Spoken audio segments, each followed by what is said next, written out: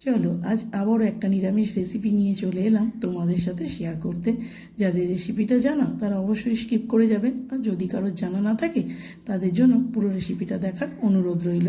তো এর জন্য প্রথমেই মিক্সির বাটিতে নিয়ে নিয়েছি হাফ চামচ কালো সর্ষে, 1 চামচ সাদা সর্ষে, 1 চামচ পোস্ত। আগে শুকনো গুঁড়ো করে নিলাম। এবার ওর মধ্যে একটু নুন, কিছুটা নারকেল কুচি, একটা কাঁচা লঙ্কার একটু জল দিয়ে একটা মিহি পেস্ট বানিয়ে নিলাম। নিয়েছি কিছু কলা পাতা, সেগুলো ভালো করে ধুয়ে গ্যাসের আঁচে সেঁকে রেখে দিলাম। এবার আমি একটা ডিশের মধ্যে নিয়েছি 250 গ্রাম ছানা।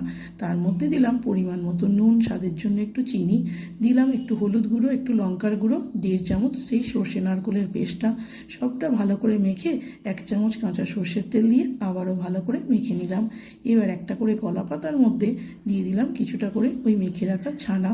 একটা সুন্দর শেপ দিয়ে ওপর থেকে একটু চেরা কাঁচা লঙ্কা আর 1 চামচ সর্ষের তেল দিয়ে কলা পাতাটা ভালো করে মুড়ে সুতো দিয়ে বেঁধে দেব। সবগুলো বাঁধা হয়ে গেলে আমি এবার এগুলোকে ভেজে নেব। গ্যাসে একটা প্যানে আমি তেল গরম করতে বসিয়ে দিয়েছি, তার মধ্যেই দিয়ে দেব এক এক করে এই বেঁধে রাখা পাতাগুলো।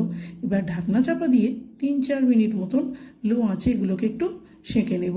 আবারও ঢাকনা খুলে উল্টে দিয়ে উল্টো পিঠটাও ভালো করে সেঁকে নেব। এইভাবে উল্টে পাল্টে ওই 7-8 মিনিট মতন ভেজে নিলেই তৈরি হয়ে যাবে সুন্দর একটা ছানার পাতুরি।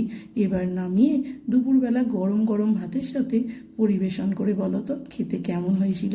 সত্যি বলছি, এই একটা পদেই পুরো ভাত খাওয়া হয়ে যাবে। নিরামিষের দিনে একবার বানিয়ে দেখতে পারো। তো রেসিপিটা কেমন লাগলো অবশ্যই কমেন্টসে জানিও। ভালো লাগলে একটা লাইক করো,